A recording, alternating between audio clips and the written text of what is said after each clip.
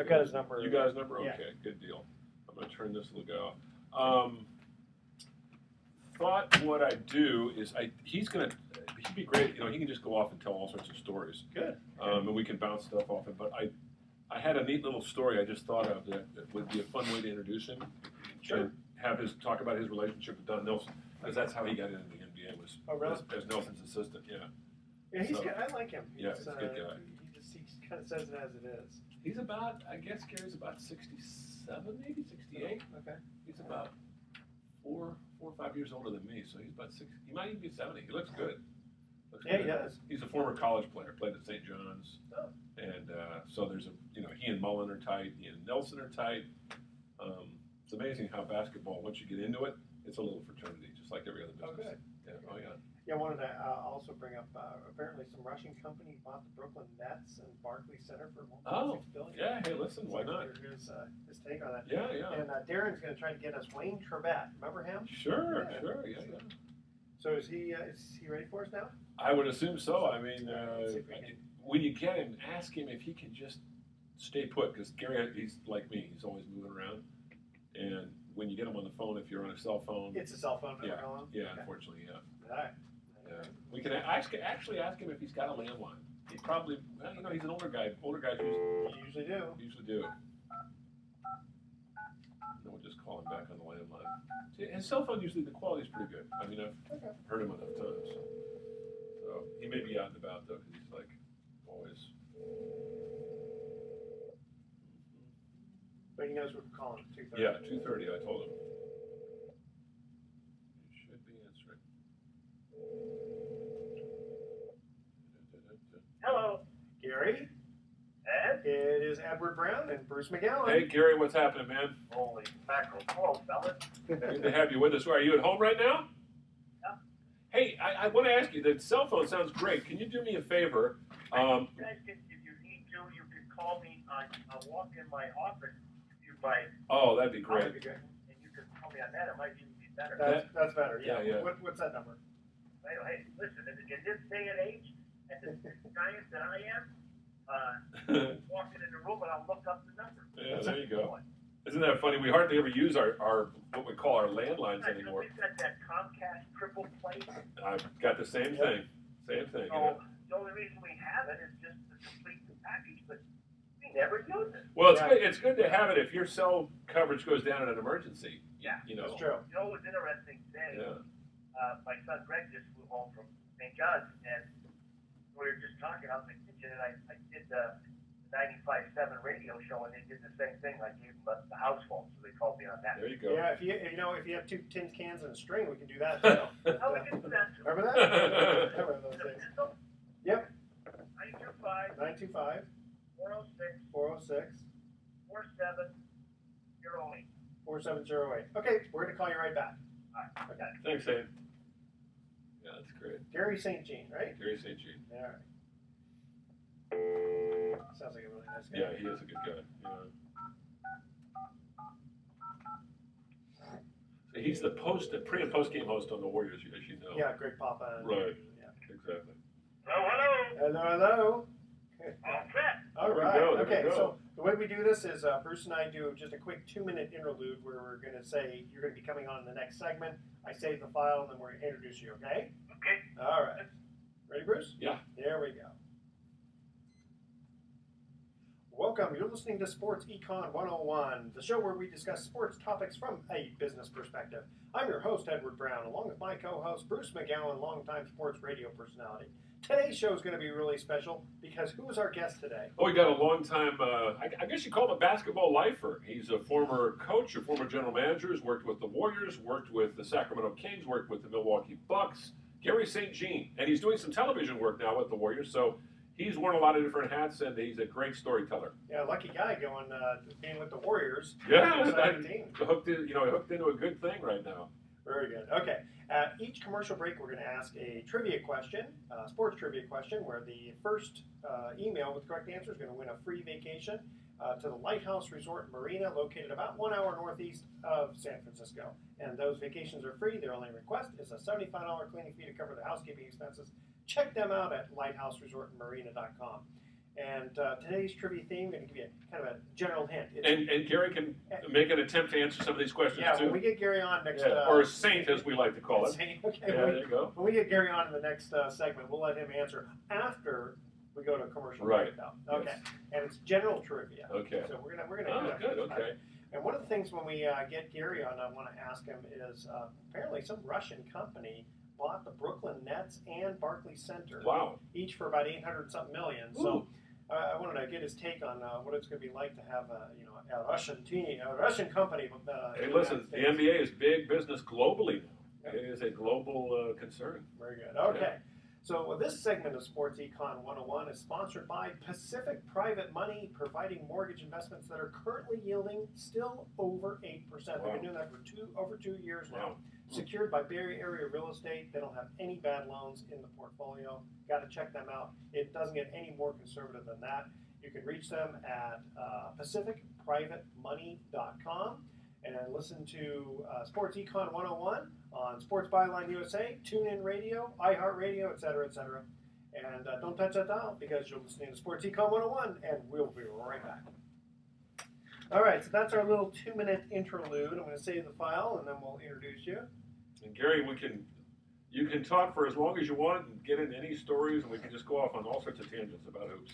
Yeah, we just have You'll lead me to the trough. Oh, and listen, we won't have any problem. I'm one of these guys who can talk a Blue Streak, but I know you are too, so that's a beautiful thing. That's a beautiful thing. Let's see here. Thanks again for joining us. Yeah, I really appreciate it. Yeah. So your son is back for the holidays? Yeah, Molly gave him 2 days off, so he just flew in, and they got beat by South Carolina. It was 12-0 last night, and he flies back on a red eye the 26th. So their first league game is against Big East is great New Year's Eve. So. Is he coaching with Chris, or is he? He's on a staff. I did not know that. Wow. 25 years old. We got to talk about that a little bit too. That's sort of like the Luke Walton type deal. Yeah. Okay. Yeah, kind of, sort of. Yeah. There you go. All right. Here we go. Welcome back to Sports Econ 101. Again, I'm Edward Brown, your host, along with Bruce McGowan. Bruce, please introduce our guest. Well, this is an old friend of mine, Garry St Jean. I mentioned at the top, and in case you didn't hear, Gary has worked in the front office and as a head coach and an assistant coach with teams such as the Warriors, the Milwaukee Bucks, and the Sacramento Kings. He's currently doing pre- and post-game on Comcast Sportsnet Bay Area with Greg Papa for the Warriors. What a great time it's been for them. And we want to talk about the Warriors, Gary, but I gotta tell you a quick story, and I want to get your take on this because back in 1979-80, I was working in Seattle radio. I was a talk show host and a reporter, and the Sonics were just in their heyday, playing in the Kingdome. They won the championship in '79, as you remember. In 1980, they were defending their championship, and you, I believe, were you coaching with the Bucks in 1980? Yes. Okay. So you came in with the Bucks and Don Nelson and Marcus Johnson and David Myers and Bob Lanier, and that was a pretty good team, going up against Lenny Wilkins and Gus Johnson and Dennis Johnson and Jack Sikma in the first round playoff series, and it was a great series. And I remember Dennis Johnson hit this shot it wasn't at the buzzer, it was a couple seconds to go that won the first game. Seattle won a very hard-fought series from the Bucks. And I'll never forget, though, after that first game loss, walking into the Bucks locker room and talking to Bob Lanier, who later became a Warrior coach, by the way, the former Detroit star. And I said, Bob, how do you guys come back from a game like this? Are you going to be able to, that's a tough loss. Because I think with a bit of team, I think we're going to kick them in the, you know what. Well, yeah, the Hughes the largest feet. So yeah. Kick you, but I got to ask you, you worked with Don Nelson, kind of brought you into the league. Tell us a little bit about that experience of working for Nelly back in the late 70s and early 80s. Well, Nelly's still playing for the Celtics in the early, about 73. Mm-hmm. And I went to Springfield College where Naismith invented the game. Blew my knee out, couldn't play anymore after my sophomore year. And but still had a thirst and love for the game. And I got the head coaching job at my high school my senior year in college, and we had a real good year. So a state representative took us down to Boston, and back in those days, the players didn't have the income that they have today. So a lot of them had basketball camps, and Nelly and Sanders had a camp together. The state rep arranged for us to take pictures, and Havlicek and Collins and JoJo White and Cheney and all those guys are there, Paul Silas. So we're taking pictures. pictures, and of course they said to me, hey, if you got any players that want to come to our basketball camp, here's some brochures. And I said, well, I'm from a real lower middle income town. I don't know if anybody can afford to go. And they said, well, if you'd like to come and coach, well, it's Christmas time, and my ears went up like Rudolph's. I said, oh my gosh, so I jumped on it, created a relationship, which I tell young guys today who aspire to coach, it's like the business world. You got a network, and we created a relationship, and one day in '78, he said to me, how would you like to come to the NBA? And I'm like, what?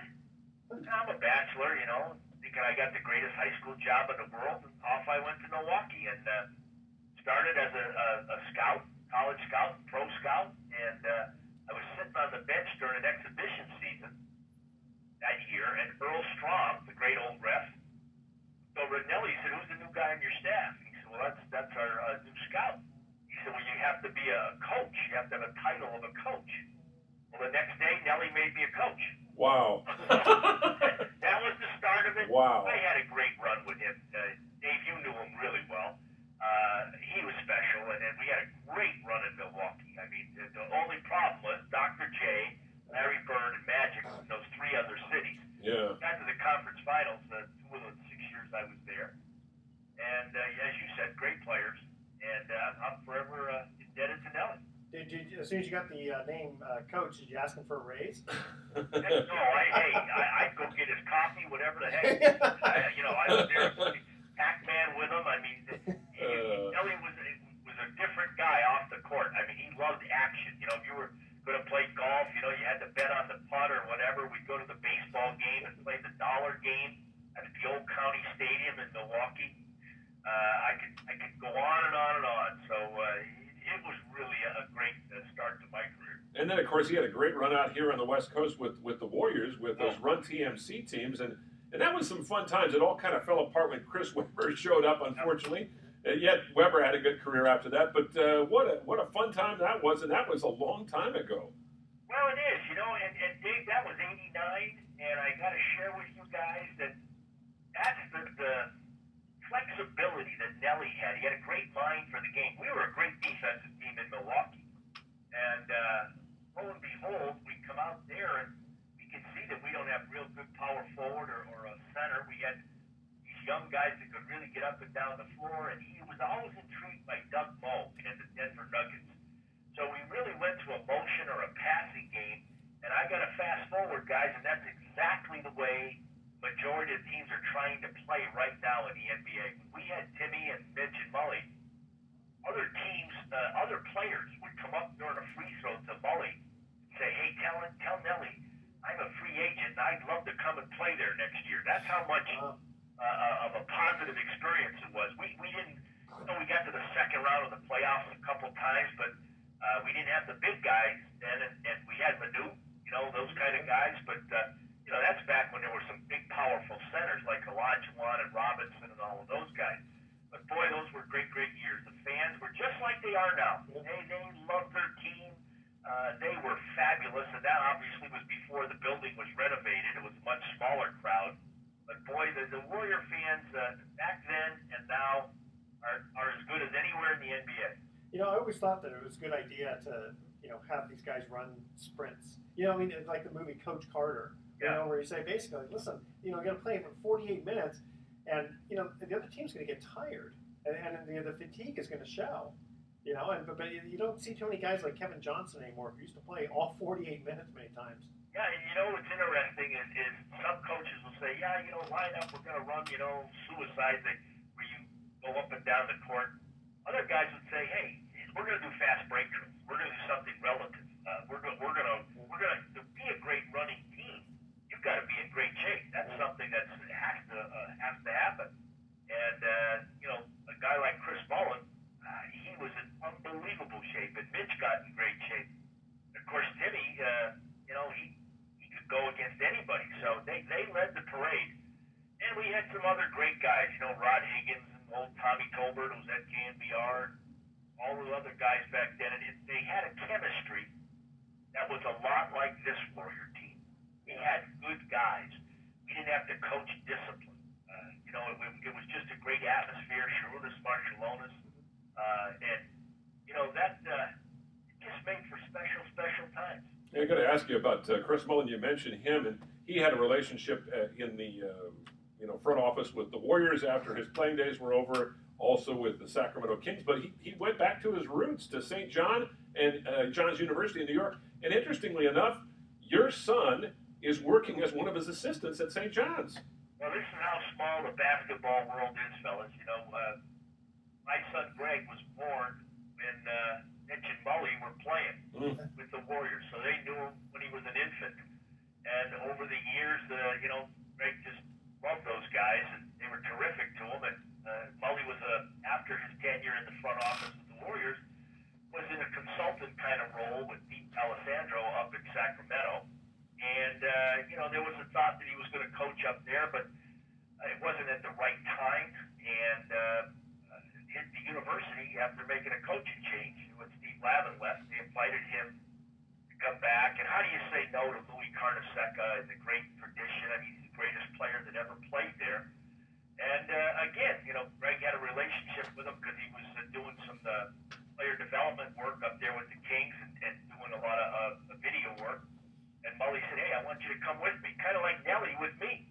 Wow. And Greg, I want you to come with me. And he's 25, and he's just having a great experience. That's awesome. Hey, Gary, stay with us. We have to cut to a quick commercial break here. Okay, so here is our first sports trivia question. Going back to gladiator days, right? What was a gladiator armed with in addition to a dagger and a spear? Don't answer that, Don't Gary. answer, Gary. We'll let you answer that when we come back. The first email with the correct answer is going to win a free 3-8-2-9. That's a nice transition, by the way. Basketball to gladiators. Yeah, there you go. Very similar sports. Yeah, right. It's a free 3-8-2-9 stay at the Lighthouse Resort. Email Edward at sportsecon101.com the answer to that question. What was a gladiator armed with in addition to a dagger and a spear? Stay with us. Sports Econ 101 will be right back. Good deal. All right. I'm going to say a shield, Gary. What do you think? Does that sound right to you? I hope the heck he does have one. Yeah. God almighty. All right. It's funny. I go to a lot of NFL games, over the years, Gary, and it just seems as if. But the more I think about it, the more this is. We've always talked about how football is sort of our modern day version of the Roman gladiators, and this new movie Concussion came out. I don't know if you had a chance to see that thing. I really want to see that because I hear Will Smith is. Yeah, I just read about it. I hear Will Smith is terrific. That sounds like a great movie. It's one thing I love about your sport is people get hurt, but it's not a brutal sport. It's a tough sport physically, but they don't bash each other. Yeah, not like boxing. Well, hey, Dave, you can remember even back when DMC, it was much more physical. Oh yeah. I mean, when Karl Malone was playing, Yeah, and guys cut to the basket, when guards went to the hoop, they got knocked on their keisters. that's true. Nowadays, it's a much more finesse game, and so we've got a lot less contact. We can talk a little bit about that. Yeah, definitely. Yeah. All right, here we go. Welcome back to Sports Econ 101. Again, I'm Edward Brown, your host, along with my famous co-host, Bruce McGowan. All right, here is the first trivia question that we asked when we cut to break. What was a gladiator armed with in addition to a dagger and a spear? I think that's a pretty easy one. Gary, you got that one, don't you? Well, you and I agree, Bruce. I hope they got a big shield on. Okay, but that would be more The other defense. night, the opponent can't put that spear right in his belly. Okay, well, this is more considered offense. Okay, maybe one of those things that it's I don't know what it's called. It's on on a stick, and it's sort of you circle it over your head, and it's got a ball at the end of it, and you A mace? You're sticking out. yeah. A net. Oh, right, to immobilize your opponent. Yeah, there you go. There you go. Hey, we were talking off air about how the game has changed, and while football is such a brutal sport. Love the game, but it's our modern day version of the gladiators. Basketball, very physical game, but people usually don't die or get crippled on the court, and yet at the same time, saying this is a much more physical game. It was much more physical maybe 20, 30 years ago. Why was that? Well, ironically, let's go way back with the old Celtics with Red Auerbach. He'd have a guy that was kind of like his blacksmith or whatever we want to say is his enforcer. And one of them just passed away this past week, Jim Leskatoff. And those guys used to get into it. Alvin Addos could really tell you some stories about the old days. And then you fast forward up into the 80s and 90s, and you're talking about Karl Malone and Charles Pistons. Big guys, yeah. Lambier. Yeah. Johnny Most nicknamed Lambier and Mayhorn McFilthy and McNasty. I love it. And I love it. you know, look at the way they played. They had the Jordan rules. When he came in that paint, he was going down. Yeah. And so it's changed. And frankly, freedom of movement, I think, is good for the game. When a guy made a basket cut, say I passed one of you guys and I cut to the basket, you were taught to bump the guy, to knock him out of rhythm. And nowadays, you know, all that's gone. Used to be what we call hand check. Man on the ball, guarding a guard on the perimeter, could have put a hand on the guy's hip, kind of direct them as to where he wanted to go. And that's gone. And now we've seen the emergence of so many terrific point guards. And with the speed and quickness they can get to these places on the floor. And frankly, I think it's even a better game than it was back then. Yeah, I would agree with that from the standpoint, you know, you're going to get a lot more scoring. You know, guys aren't going to get tackled as much, but boy, they've really changed a lot of the rules with, you know, the fouls where, you know, a guy, what do they call it, free to the basket, right? You know, you try to foul a guy. Clear path, there we go. The guy who's driving all alone. Yeah, exactly. You know. That's a good rule, too. I mean, they do a good job. I used to be on that Rules and Competition Committee, and they do a really good job of overseeing the game's integrity. And then, you know, you've also got the business side of the NBA, and you guys mentioned how well the NBA is doing it. It's a worldwide enterprise now. Last year, the finals were out of 226 countries. Wow. We have the basketball without wheels or something like that. And what a program they have. Where players and coaches now go to different countries doing clinics for kids. And it's NBA, fellas, is rolling. And, you know, as much as I love the Warriors, because I'm a hometown guy here, I got to think that almost all of that has, well, no, I guess a lot of it has to do with Curry, but most of it was LeBron, you know, being in the finals. Oh, I agree with that. Yeah, I mean, he's the Michael Jordan, you know, of his era. Exactly. And you know what? And I don't take this lightly. I look at him, and he's a model citizen. He's a terrific guy. Like Curry. Last week they're playing in Boston. There was a young fella who was about 14, 15 years old, who was a handicap, had a disability, and they did a tribute to him as he overcame some real adversity up on the Jumbotron in Boston. So LeBron's in the huddle and he sees him. So he goes to the kid's in the front row. He goes over and gives the kid a big hug. I love that. After the game, he then went over to him and gave him his shoes. Wow. And I'm going to tell you guys, let me take it over here on this coast now. Steph Curry, we all love what he's doing on the floor. We've got to salute him, what he does off the floor. Absolutely. I've never seen a player, after this famous warm-up that he goes through before the game, he then goes to the tunnel, Bruce, by the bench there. He stops and signs. I'm saying hundreds. And when they were on this 7-game road trip, great game, every game he was signing for the kids. Wow. And it's beautiful. And today he's hosting 10 families from the Make-A-Wish Foundation. They're flying in from all over the country. He met with them today. Their families are going to have dinner at the arena. These are the things that I love that we have in this team. Well, and another thing, too, relating to that, Saint, we're talking to Garry St Jean, longtime basketball front office executive, former coach, and now an analyst on television. Steph Curry and the Warriors have really, in a sense, revolutionized the game. And into the last couple of years, the game has gotten away from being, you know, for instance, I was watching a game the other night. Just to give you an example. I think it was Houston, and I can't remember who they were playing. But I charted it. After 10 possessions, 10 different possessions, there were 4 of them where the ball went to James Harden, and he went one-on-one, and the other 4 guys stood around. With the Warriors, I mean, Curry does get a lot of the shots, but there's constant motion. They're always looking for the open man. There's a lot more flow to the game, and it's all keyed by the defense, obviously, but there's just more involvement, and it's the kind of game that you and I grew up with, that you played and I watched. When he gets double-teamed, he doesn't try to go right through it. He'll pass to Thompson, and, you know. Yeah, and sometimes you guys are right on, and it's a team game, and if it's played like this, it's a beautiful game to watch. I just got a book from a friend the other day. And the name of the book is When the Garden Was Eden. And it's a book about the Knicks with Willis Reed and Frazier, and Phil Jackson was on that team.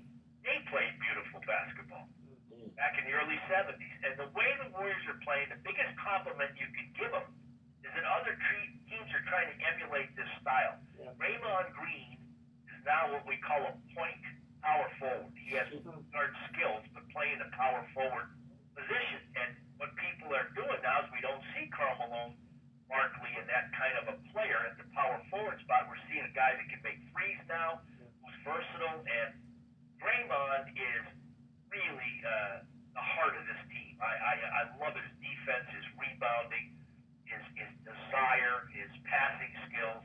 This guy is special. And now we see Klay Thompson getting healthy after a back problem. He's playing beautiful basketball. And I can keep on going. Andre Iguodala, who's a facilitator.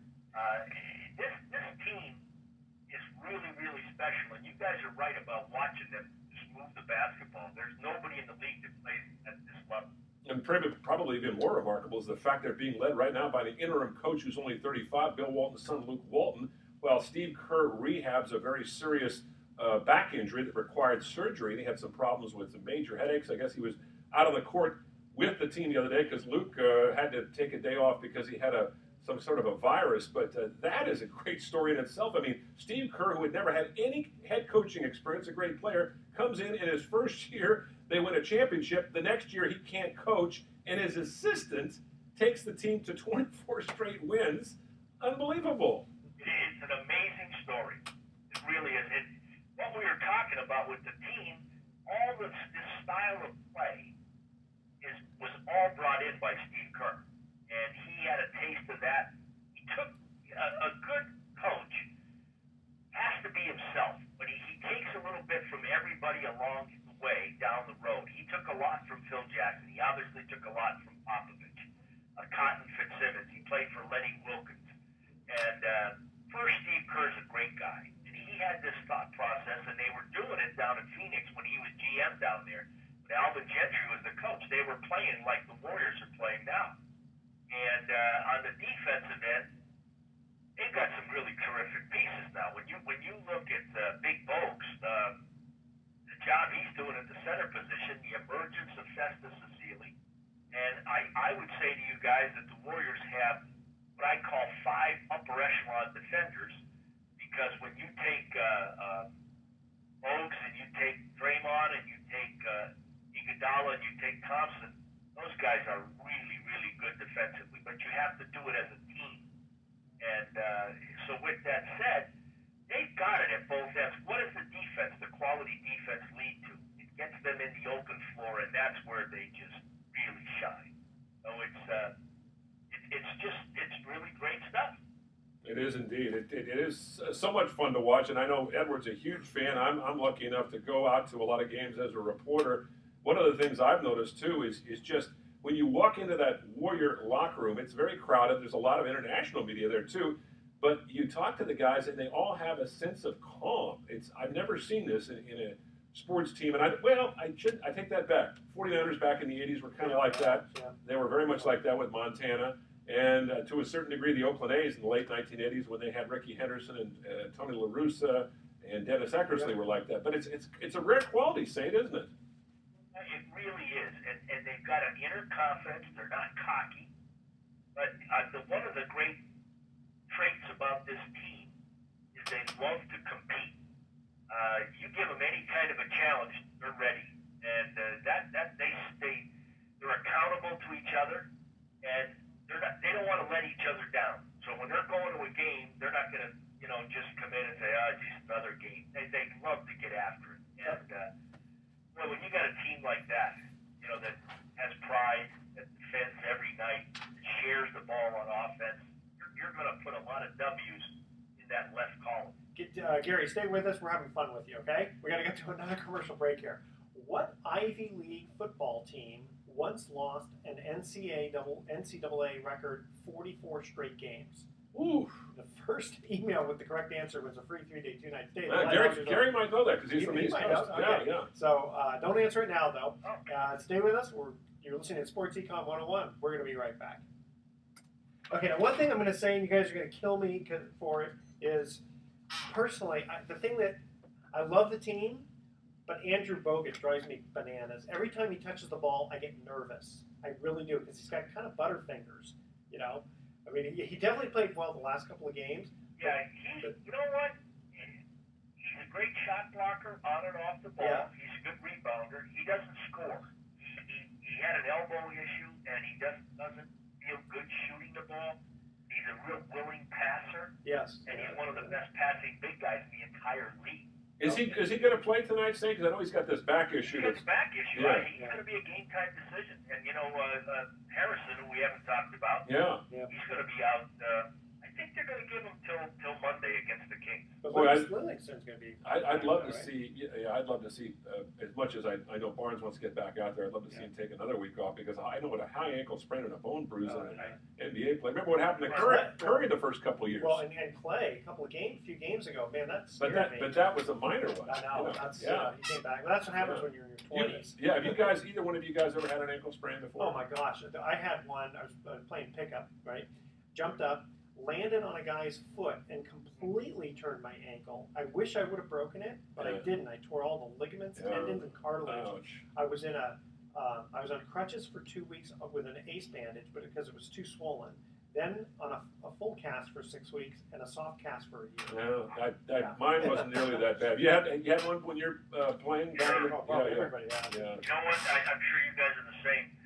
I don't even watch when they replay these injuries. I don't even look. Oh, no. I don't even see. Oh, I gotta say that I honestly love instant replay. I think it's great, because we've always talked about that. At least they don't screw the play. Very rarely do they screw the play up. I like instant replay to watch good play, not to watch the officials have a, you know. Oh yeah, no, of course. Yeah. But we've always talked about get the play right. That's the most important thing. Yeah. It does take more time, though, in all the sports. They do it in everything now. Hockey, basketball, football. Yeah, and it Major doesn't League, take that much time. Yeah, well, they're starting to. It's an imperfect science. Let's put it that way. Yeah, especially when that A's home run was called back. Even that, remember the umpire has a thing for the A's. He hates the A's against Cleveland, and he goes, "It's clearly a home run," and they go, "Nope, no home run." Don't remember that one. Yeah, that was a couple years ago. Okay, All here we go. Welcome back to Sports Econ 101. One more time, I'm Edward Brown, your host, along with Bruce McGowan. On our second commercial break, we asked this trivia question. What Ivy League football team once lost an NCAA record 44 straight games? I vaguely remember this story, but I can't remember the name of the school. Saint, you have any idea? I think it might be Columbia. It is Columbia. Yes. Very good. And now, you grew up in New York, or you grew up in Massachusetts? That's right. Right near Springfield. That's right. You said Springfield. Yeah. You went to school in New York. Yeah, right. No, I went to school right there in Springfield. Oh, you went to Springfield and then college. I'm so old that I had a class gymnasium where Naismith invented the game. Wow. Well, you know, I tell people I'm so old that when I took high school history, it was only 15 minutes long, because there wasn't much history before I was born. All right. So, but I'm bummed. All right. Is this thing on? Yeah. So, Gary, I want to ask you about this most recent thing I just saw on TV not too long ago, like literally, I think a couple of days ago, about how some Russian company, I can't remember the name of it, just purchased the Brooklyn Nets along with Barclay Stadium. Did you hear about that? Sure. You know what? I was, probably a couple years ago, I was doing some consulting and scouting for the Nets. And his name is Prokhorov. And he's a multi-billionaire in Russia. And he bought into the team, and there was another guy named Ratner. He bought him out. So now he owns the whole Barclays Center and the team. And when he got in, I'm going to give you a rough estimate. I'm going to say he put 400 in, and I think now the team is worth 800 million, and the building is worth the same. Yeah, that's what they said. They spent $1.6 billion. Well, and when you hear people complaining about players making too much money today, you realize that I was reading the other day that Mike Leake, the former Giant pitcher, who was better than middling pitcher, signed a 5-year deal worth $80 million. But the money is there. These guys, these owners are making a ton of money. Television. The revenue that they're getting off of it's there. It's a big business now. They do it for $50 million. It's huge now. It's so much bigger, even when I was actively involved. And you talked about the NBA flourishing, and what a great job Joe Lacob and his group have done since they purchased the Warriors. And I give them credit, all the credit in the world. They went out and hired terrific people, and they're letting them do their jobs in terrific fashion. Rick Welts, president of the team, handles all the business. It's as much as Steve Kerr is revered. Rick Welts is in that same category, and on and on. Bob Myers, EM, is doing a terrific job, and they've got Jerry West as a consultant. And so they just they put a great group together, and you know what, fellas? I'll bet you wherever you go, you're seeing Warrior gear. Yeah, it's interesting. You mentioned just the merchandise. Steph Curry at the NBA store in New York City on Madison Ave. He's out of top 10 items that are sold. He's in 7 of them. Wow. Jerseys. Wow. You mentioned Rick Welts. That brings me back to our first story when I was talking about my time in Seattle. He and then his sister were the PR directors for the Sonics when they were winning championships. And they were just kids out of college, but they were brilliant young people that had great people skills. And Nancy moved on, and actually, I believe she worked for the Warriors actually for a while too. So that's the wonderful thing about your sport, Gary. It's fraternal, like everything. Well, we talked about the fact that with all the fouls and all that, the kind of getting a lot more scoring. But is it me, or does it seem like okay, you had Jordan and you had a few superstars. Barclay was a superstar too. But doesn't there seem to be a lot more talent now? Do you see a little bit more? I mean, the guys are in a little bit better shape. But is it me, or are the guys really getting more talented? Well, I think the game has evolved, and there is play at a higher level. There isn't any doubt about it. Are there as many great players maybe as there were in the 90s or 80s or the early 2000s? I don't know. I question that. But just the numbers of quality players on each team is really something special. Well, you talk about internationally too. Every team, it seems like, with rare exception, has at least 3 and some teams like San Antonio, I think they have 7 or 8 players who are not from the United States. So the game has been played in France and Israel, in parts of Eastern Europe, in China. I mean, it's amazing. Do you travel at all and do anything? Or did you before? I used to. Yeah. Years ago, I did a lot of clinics all over. Wow. It was a great experience to go over there and meet other people that loved the game, and you'd sit down and you'd X and O with them and everything, and you'd go on the floor and do clinics. It was fabulous. And as you guys said, they around everywhere. Look at what's going on. We're going to get a lot more players, say, from Africa. There's a lot of young guys in college right now, for example, and we've always had a lot from Europe. But looking back to Sharunas' days when he came over, and that was hard for him. He was playing for the USSR, and then Lithuania, said, "Hey, we've had enough of this," and they went on their own. And look what they did in the Olympics.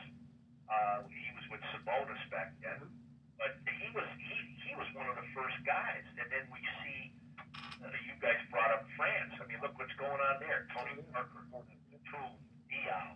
He had Michael Petrus with the Warriors for a while. Go on and on and on. There's a young guy that's hurt tonight. Gobert is the center for Rudy Gobert's the center for Utah, and shot blocker doing a great job. It has an MCL sprain. He won't play tonight.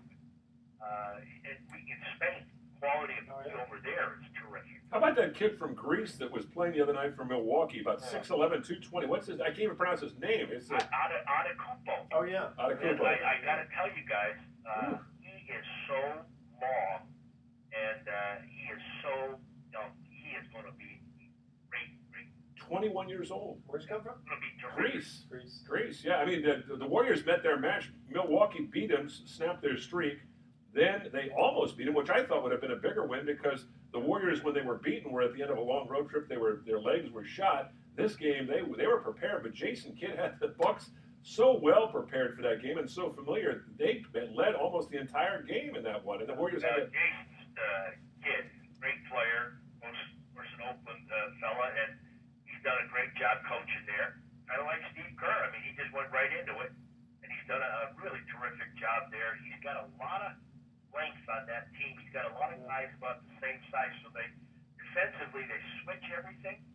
and they had the ability to just keep everything in front of them. They really were terrific in the first half the other night against the Warriors. They scored 70. I think Luke Walton had some nice words to share with his team about, whether they were going to play any defense at all. In the second half, the Warriors came out gangbusters and took care of the game. With their defense, they held up to like 40-something points the rest of the night. And who was the guy who was all over Curry and he still scored, 20-something points? Oh, gosh, yeah. Well, it's interesting. You mentioned how Luke might have lit into the Warriors a little bit the other night. Rick Carlisle of the Dallas Mavericks, they were playing up in Toronto, tough team, and they were down by 20 points in the first half, and he was just so upset. He said, I kicked the butts of these guys a little bit, and we talked about it, and said, but I'm telling you, they ended up losing by 4. He said afterwards, on national television, this got out on ESPN, says, I'm telling you, if any of these guys play like this much more, they're not going to be Mavericks anymore, The fun thing is, he just signed a new 5-year contract. Oh, so he can say that. He can say that with impunity, huh? Yeah, Mark Cuban wasn't going to do Mark that. Cuban's there, and he has everybody's trust and respect. And frankly, they didn't give him much of an effort. And that's his message. Hey, if you're not going to play hard, I'm not putting up with you. Yeah. The only guy that is about 36 years old that has to take some nights off is Nowitzki. Rest of you guys, none of that stuff. Maybe they should pay these guys based on how many points the team scores and wins that they get. We're giving them too much of the real world. Yeah, exactly. Yeah. That's the thing is, that's the one thing that kind of drives me a little bit crazy with these contracts. A guy has a good year, and then they pay him the big bucks for the next year. Who knows what he's going to do? Well, it's an interesting profession because players get paid on potential. Yeah. And obviously they'll then get their feet wet and play well, and all of a sudden they get rewarded. But it's when you're in the draft, you get slotted with a contract. And it's interesting. That's the way it works. It's interesting about the NBA. You got like LeBron coming out of high school and playing pro. You don't get too many people you don't get anybody for football and baseball. They get into the farm system. Bryce Harper was a rarity. He's 21 years old when he broke in. But yeah, you're right. Yeah. I mean, it's in hockey. Sometimes it happens though. Wayne Gretzky was only 18, but it is rare. I know I'm switching topics here, but I got to go back for full circle because you mentioned you grew up in Springfield, Massachusetts. I would imagine you were a Celtic fan. A lot of our listeners have no idea what the Celtics must have been like. Can you tell us about a little how dominant that team was? Because they won 11 championships in 13 years with basically the same cast of characters. Well, let me tell you what, it has Bay Area roots because two of their best player ever, best winner in the history of professional sports is Bill Russell, who grew up in Oakland. And then his teammate at USF was Casey Jones. And those guys, I got to know them. And you look through the years with Bob Cousy and Bill Sharman, Tommy Heinsohn, Sam Jones, on and Frank Ramsey. And then you go to that next generation with Collins and Havlicek. But I'm going to share with you that Red Auerbach was the architect of the thing. He wasn't a complicated coach. They had like 5 plays. But he had a way of reaching these guys. And, of course, Russell was amazing. If you guys would ever read anything about him, not only was he physically gifted, but what a competitor. And he had a way of bringing the best out of his teammates. Like, if Bruce blocked 3 shots, say something in the locker room after the game. Brad, if you happen to make some great passes or whatever it was, he wanted you to understand what you meant to their winning. Cool. And he was an amazing teammate. The respect that he's had over the years is so well deserved. And the MVP in the playoffs trophy is named after him now, and no better name could be on it. And so I grew up there, and there was a famous announcer. His name was Johnny Most. And we all know about Chick Hearn. And Johnny Most, I had a transistor radio, and I used to sneak it in my room and put it underneath my pillow. I was supposed to be going to sleep. I'd listen to the games on WBZ in Boston. And it was great times back then, guys. They were the best. But, boy, the way they those guys didn't make a lot of money. The way they traveled. Well, how many teams did they have back then? Now, these guys today, they had. He was asking how many teams they had. I think it wasn't it 10 teams in those days? At one point, there were only 6. Wow. But probably right. I mean, but nothing was west. It was a huge deal when the Minneapolis Lakers moved down to L.A. St. Louis Hawks were the first, and the Chicago Bulls were the furthest teams west. You had Syracuse, you had Rochester, the Celtics, the Knicks, and it was a different world back then. Boy, was it. Boy. Hey, Gary, thank you so much for joining us. We'll definitely have to have you on again. And Warriors, when they're 79-1. Yeah, they're gonna win every game, right? Maybe lose one more, but maybe one more. You gotta watch out what you're saying. If they do it. I know. Unless they have like a 15-game road trip, then they'll start to get a little bit tired. Yeah. Well, we'll hope to see you at a game coming up. I know you're in the studio a lot, but we'll catch you when you and Papa are out there. All right, thanks again. Merry Christmas, Dave. You too. Bye. Thanks. All right, here's our last trivia question. What university's football team played in the first 7 Holiday Bowls? All right? Okay. Stay tuned for that answer. We'll be right back with Sports Econ 101. Either San Diego State or BYU. I bet you. One of those two. That was good. Yeah, he was terrific. Yeah, he just seems like a really nice guy. Yeah, he's a great guy. Oh. I didn't get on my case about the Andrew Bogut thing.